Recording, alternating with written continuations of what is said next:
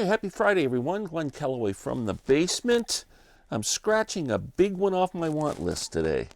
Little bit of background. 12 years ago, maybe? Thinking back. Lived in a townhouse, had a really nice basement, nice stereo, great record collection. My wife and I decided to downsize and move into this really nice condo that we found. It was right on a river in Port Hope, Ontario. We just fell in love with the place and thought, maybe it's time.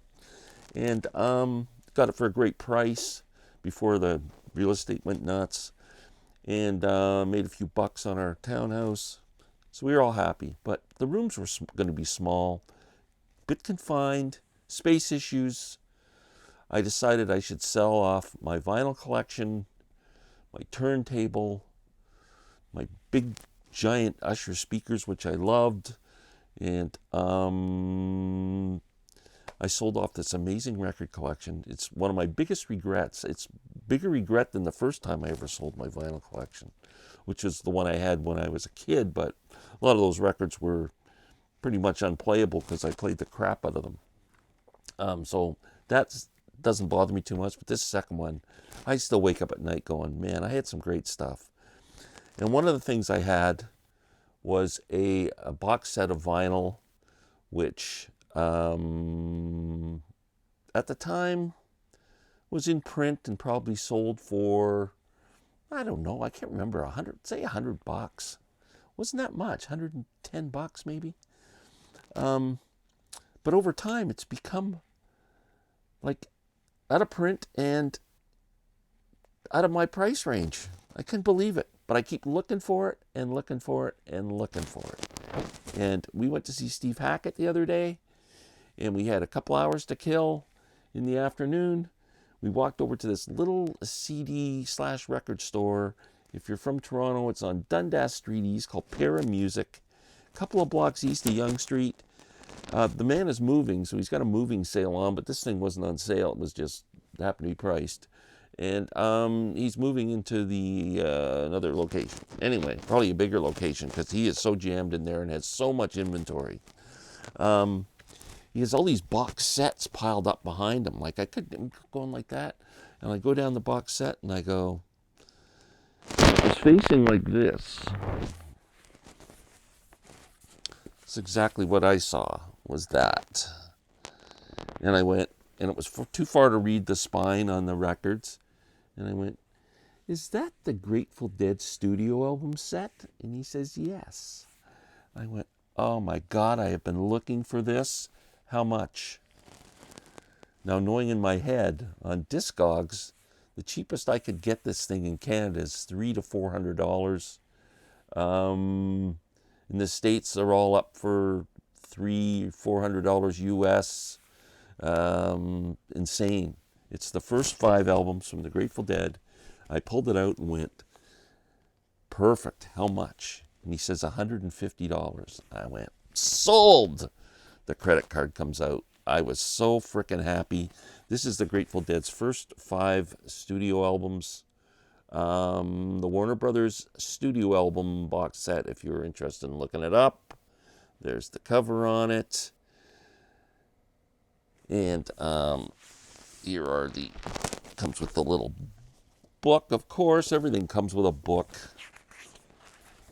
Everything's got to come with a book.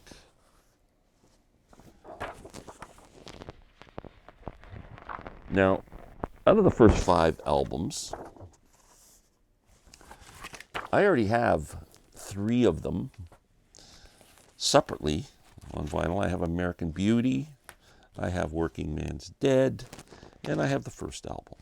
So I'm going to sell those, hopefully on Facebook Marketplace for like $20 each or so, and that means that I only paid $90 for this box set. Now, the one drawback, I found out when I got home, I should have remembered, but I don't think it mattered anyway for the price I got, is when this was released, it came with a poster, replica poster for the kind of advertising for the release of the first Grateful Dead album. And it also came with a 7-inch single. Now, whoever traded this in, or wherever it came from, kept the goodies. But I'm more interested in the music. So, yeah, we get Grateful Dead album. And not only that, when I found out, they're in MoFi sleeves. Every cover is just absolutely pristine. The corners are all sharp. It's just, it looks like it's never been played. The records are all beautiful. It's amazing. Looks brand new. Looks like somebody opened it up, kept the goodies, and got rid of it. But for $150, I am so pumped. So I got that.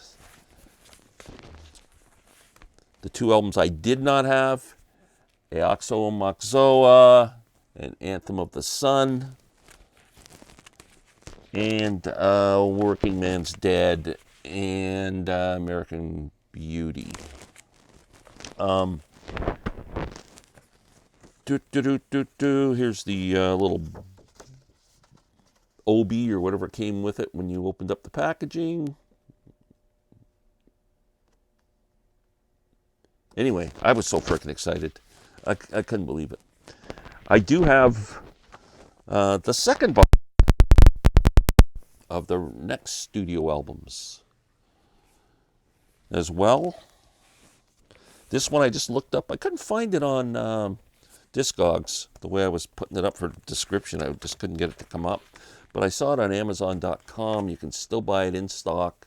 It says for $253 Canadian. So, and that has 4 albums: Steal Your Face, Blues for Allah, From Mars Hotel, Wake of the Flood.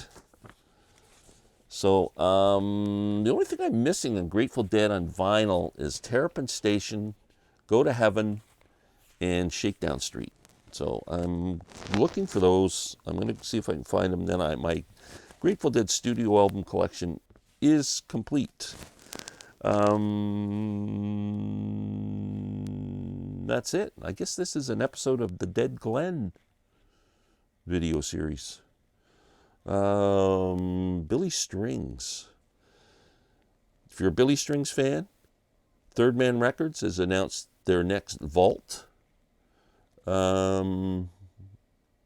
series, whatever it is. When you join up, you pay $75 for a 3-month membership, and they ship you whatever the current Vault reissue is. They're working with Billy Strings.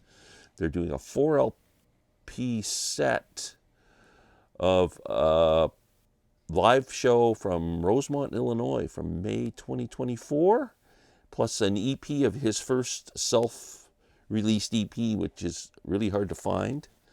In Canada, $75 US turns out to be about $110 Canadian, plus shipping, probably another $40 on $150.